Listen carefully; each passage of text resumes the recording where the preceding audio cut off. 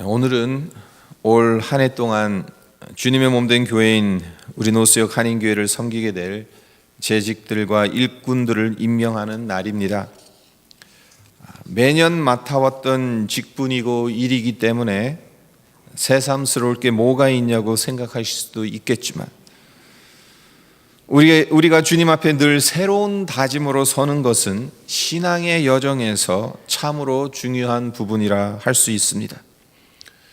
여러 차례 생명, 한자로 무슨 의미를 지녔는지 말씀드렸죠. 살생에 명할 명, 살라고 명을 받는 것이다. 우리는 무엇을 위해 살라고 명을 받은 것이겠습니까? 우리에게 왜 이 생명이 있는 이유가 무엇이겠습니까? 단순히 우리 자신의 영달을 위해서겠습니까? 아닙니다. 하나님께 영광을 돌리며 하나님으로 인해 기뻐하는 삶을 살라는 명을 받은 것입니다. 무엇을 말씀드리는 것입니까? 우리의 인생은 그만큼 소중하다는 겁니다. 한 번 왔다 바람처럼 스쳐가 버리고 연기처럼 사라져 버리는 것이 아니라 만유의 주제 되신 하나님을 기쁘시게 하고 하나님께 쓰임 받기 위해 우리에게 생명이 부여된 것입니다. 목숨이 붙어 있는 한 우리의 인생은 감당해야 할 사명이 있는 것입니다. 성도 여러분, 혹시 땅콩 박사 워싱턴 카버라는 분의 이야기를 들어보신 적이 있으신가요? 이분은 아버지는 물론 어머니가 누구인지 자기의 생년월일도 모르는 흑인 노예 출신입니다. 그런데 이분이 훗날 흑인들뿐만 아니라 백인들에게도 존경받는 식물학자가 되었는데 어떻게 해서 백인들에게도 존경받는 식물학자가 될 수 있었는지,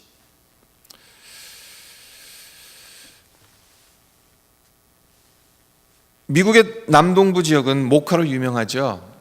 특별히 그 노예 해방되기 전까지만 해도 그 남동부 지역의 거부들은 노예를 부려가면서 목화를 키우고 그 목화를 팔아서 엄청난 부를 얻었습니다. 근데 문제는 목화가 땅의 양분을 단시간 내에 고갈시키기 때문에 몇 년 연속으로 목화를 경작하게 되면 땅이 황폐해진다고 해요. 카버 박사는 어릴 적에 노예로 목화밭에서 일하였었기 때문에 이 문제의 심각성을 누구보다도 잘 알고 있었고 이 문제를 자기 문제인 양 늘 고민하다가 마침내 해결책을 발견하게 됩니다. 척박해진 목화밭에 땅콩을 심으면 어떨까 생각을 했고 그가 생각했던 대로 땅콩은 척박한 땅에서 잘 자라서 많은 소출을 얻게 됐어요. 그러나 기쁨도 잠시뿐 농부들은 골머리를 썩게 됩니다. 그 이유인 적슨 땅콩 농사가 잘 되면 잘 될수록 땅콩이 너무 많이 남아 도는 겁니다. 근데 이 남아 도는 땅콩을 처리하는 것이 쉽지 않았다는 겁니다. 이에 카버 박사가 하나님께서 땅콩을 창조하셨으니까 분명 쓸데가 있을 것이라고 믿었고 그러면서 하나님께 기도하면서 땅콩을 연구합니다. 그리고 그 결과 땅콩 버터, 화장품, 인쇄 잉크 등등 무려 300가지가 넘는 상품을 개발하게 됩니다. 그 당시만 해도 땅콩은 까먹거나 음식에 조금 넣는 거나 이런 정도로만 사람들이 알고 있었기 때문에 땅콩으로 300개가 넘는 다양한 상품을 만들었다는 것은 그 자체로 센세이션한 겁니다. 그리고 부가가치가 컸기 때문에 지역 경쟁에 상당한 도움을 줬습니다. 이에 카버 박사는 일약 유명 인사가 되었고 하루는 상업 모임에 초청되어 연설까지 하게 됩니다. 원래는 10분짜리 연설을 하기로 했지만 연설에 감동받은 의원들의 계속된 간청으로 무려 1시간 반 동안이나 땅콩에 관한 연설을 하게 됩니다. 그렇다면 카버 박사가 땅콩을 통해 말하고자 했던 바가 무엇이었겠습니까? 단순히 땅콩 선전을 했던 것이겠습니까? 아닙니다. 그때의 강연 제목이 땅콩 한 알에 담긴 하나님의 창조 계획과 섭리였습니다. 그리고 그 내용은 그 당시론 별 쓸모없어 보이던 땅콩이 300가지가 넘는 상품으로 만들어져서 인간에게 엄청난 가치를 안겨다 주었다면 만물 중에 으뜸인 인간이 지닌 가치는 얼마나 대단하냐는 것이었습니다. 그렇습니다. 우리 모두에게는 하나님께서 특별하게 사용하실 소중한 가치가 있습니다. 아무 목적 없이 이유 없이 이 땅에 태어난 사람은 아무도 없습니다. 근데 여기서 우리가 중요하게 생각해야 할 것이 하나 더 있습니다. 오늘 본문에서 사도 바울이 강조하는 바이기도 한데요. 그것이 무엇이냐? 누구는 금그릇, 은그릇, 누구는 나무그릇, 질그릇의 삶이 있다는 것을 부정할 수는 없지만 그 자체가 중요한 것이 아니라 목적에 얼마만큼 쓰임받을 준비가 되어 있느냐가 더 중요하다는 점입니다. 20절을 주의 깊게 읽지 않으면요, 금그릇, 은그릇은 귀 쓰는 그릇이고 나무그릇, 질그릇은 천이 쓰는 그릇이다 라는 의미로 받아들이기 쉽습니다. 맞습니다. 금그릇, 은그릇은 흔하디 흔한 나무그릇, 질그릇에 비해 귀하고 소중합니다. 나무그릇, 질그릇을 금그릇, 은그릇처럼 애지중지할 사람은 별로 없습니다. 이가 빠지면 미련 없이 내다 버리게 되는 그릇들입니다. 하지만 사도 바울이 말하고자 하는 바는 이것이 아니죠. 20절은 21절과 따로 떼어서 읽으면 안 됩니다. 함께 읽어야 합니다. 네, 21절의 요지가 무엇입니까? 금그릇, 은그릇이냐가 아니면 나무그릇, 질그릇이냐가 중요한 것이 아니라 음식을 담는 목적으로 사용되어지기 위해서 깨끗하냐 그렇지 않느냐 이게 중요하다는 거죠. 아무리 금그릇, 은그릇이라 하더라도 깨끗하지 않으면 귀히 쓰는 그릇이 될 수 없고, 이와 반대로 아무리 보잘것없는 나무그릇, 질그릇이라 하더라도 깨끗하다면 주인이 귀히 쓰는 그릇이 될 수 있다는 것이 사도 바울이 강조하고 있는 바입니다. 참으로 의미심장하게 받아들여야 하는 말씀이고 우리의 삶에 적용해야 되는 말씀입니다. 그렇다면 우리의 삶에 어떻게 적용해야 할까요?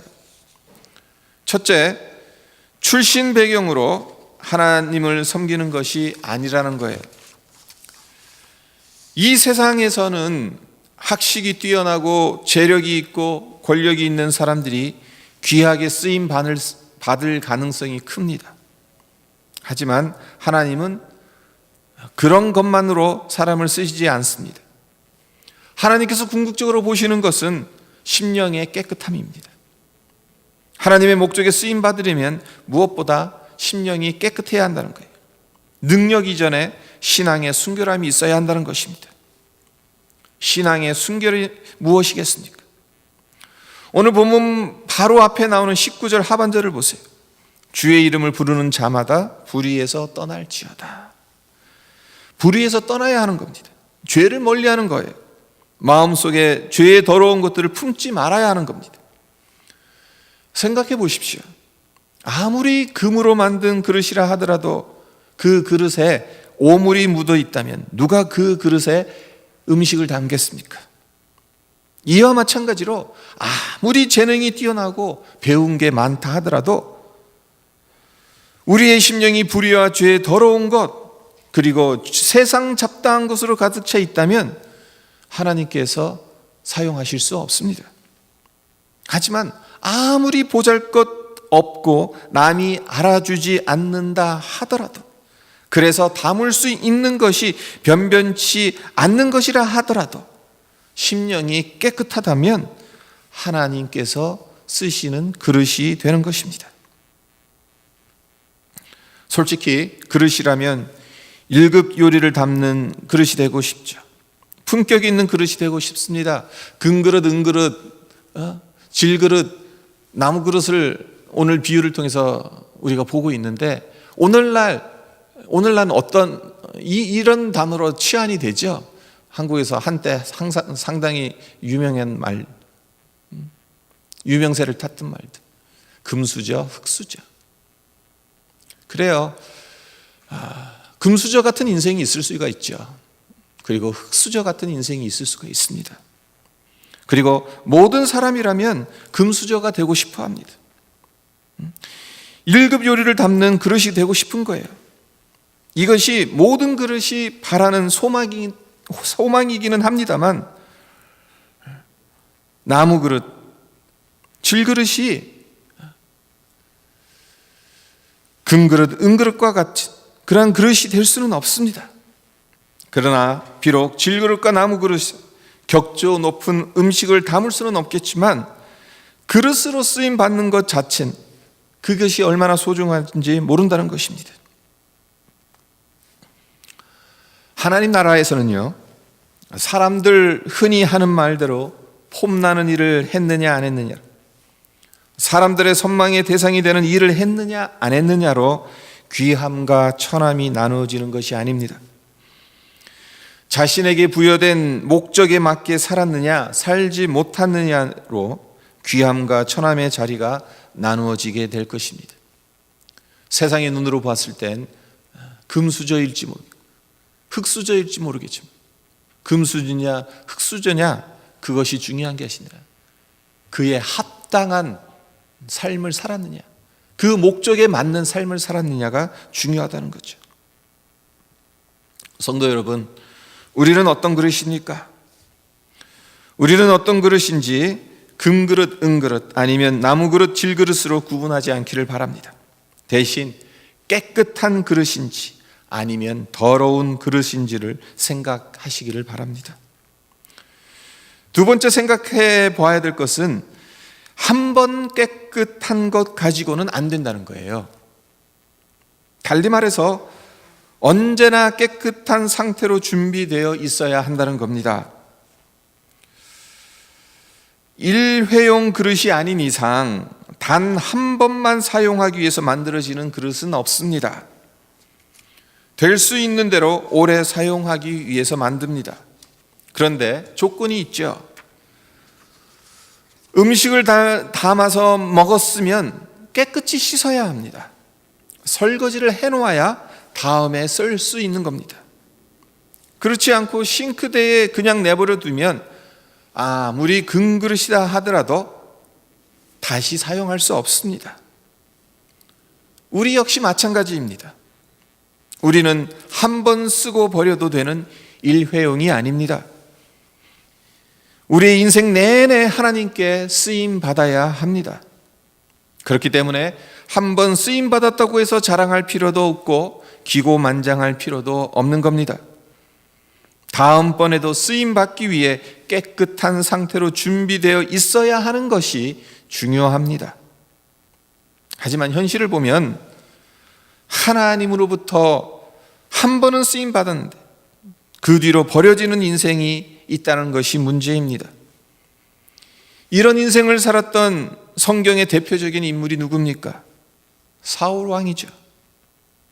사울은 하나님으로부터 이스라엘의 초대 왕으로 선택될 만큼 특별한 은혜를 받았던 사람입니다.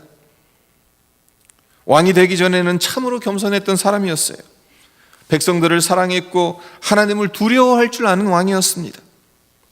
그러나 권력의 맛을 보게 되고 다윗이라는 강력한 정적이 등장하게 되니까 자신을 통제하지 못합니다. 자신의 심령 안으로 밀려 들어오는 더러운 죄들을 깨끗이 제거하지 못했습니다. 그래서 그 결과가 어떻게 되었습니까? 사무엘상 31장 2절에서 4절에 이렇게 기록되어져 있습니다. 블레셋 사람들이 사울과 그의 아들들을 추격하여 사울의 아들 요나단과 아비나답과 말기수아를 죽이니라. 사울이 패전함에 활 쏘는 자가 따라잡으니 사울이 그 활 쏘는 자에게 중상을 입은지라. 그가 무기를 든 자에게 이르되 내 칼을 빼어 그것으로 나를 찌르라. 할례 받지 않은 자들이 와서 나를 찌르고 모욕할까 두려워하노라 하나 무기를 든 자가 심히 두려워하여 감히 행하지 아니하는지라. 이에 사울이 자기의 칼을 뽑아서 그 위에 엎드러지매 블레셋과 전쟁이 일어났는데 그 전쟁에서 패하게 되었죠. 그 전쟁에서 아들들을 모두 잃게 되었습니다. 사울 역시 적군이 쏜 화살에 맞아서 중상을 입어 꼼짝없이 적군의 손에 죽게 될 처지에 놓이게 되니까 처음에는 부하에게 나를 죽여달라고 했지만 부하가 그럴 수 없다고 하니까 스스로 자결하게 되죠. 그래도 명색이 한 나라의 왕이었는데 너무나도 비참하고 불명예스러운 죽음을 맞이하는 것 아닌지 모르겠어요. 오늘날은 어떻습니까? 오늘날에도 한땐 정말 귀하게 쓰임 받았는데 심령의 깨끗함을 유지하지 못하고 죄의 문제, 욕심의 문제를 설거지하지 못하는 바람에 중도에 사역을 내려놓게 되는 분들이 어디 한둘입니까? 하나님께서 사울 왕을 그리고 이 시대에 크나큰 영향력을 끼쳤던 영적 지도자들을 한 번 쓰고 버리시려고 부르셨겠습니까? 아니죠. 그러니 얼마나 안타깝고 두렵습니까? 우리의 마음이 깨끗하지 아니하면 하나님이 쓰시고 싶어도 쓰시지 못합니다. 따라서 하나님께 쓰임받기 위해서 우리에게 요구되는 것이 우리 자신을 깨끗게 하는 것임을 잊지 말았으면 합니다. 한 번이 아니라 언제나 한결같이 깨끗함을 유지해야 하는 것이 우리에게 필요하다는 것, 우리 마음에 새겼으면 합니다. 우리 인생의 가장 중요한 목적 중에 하나가 하나님께 쓰임받는 것입니다. 그렇다면 이왕 쓰임받는 것 멋지게 쓰임받아야겠죠. 하나님께서 사도 바울을 통해 오늘 본문에서 약속하시는 것 역시 누구든지 이런 것에서 자기를 깨끗하게 하면 귀히 쓰는 그릇이 되어 거룩하고 주인의 쓰임에 합당하며 모든 선한 일에 준비함이 되리라고 사도 바울이 말하고 있지 않습니까? 그렇습니다. 우리가 할 일은 우리 자신을 깨끗게 하는 것입니다. 그러면 하나님께서 우리를 귀하게 쓰실 것입니다. 거룩하게 구별하시고 하나님의 쓰심에 합당하게 우리를 빚어가실 것입니다. 모든 선한 일을 감당할 수 있게 하실 것입니다. 이 점 잊지 마시고 올 한 해 맡겨주신 직분과 일들 충성껏 감당하시기를 바랍니다. 무엇보다 오늘 본문인 디모데후서 2장 20절과 21절을 통해 말씀드린 것처럼 하나님께 귀하게 쓰임받는 가장 중요한 요소는 첫째도 둘째도 그리고 셋째도 우리 자신을 깨끗게 하는 것임을 명심하셔서 우리의 생명이 다하는 날까지 하나님으로부터 계속해서 귀하게 쓰임받는 복된 인생 되기를 주님의 이름으로 축원드립니다.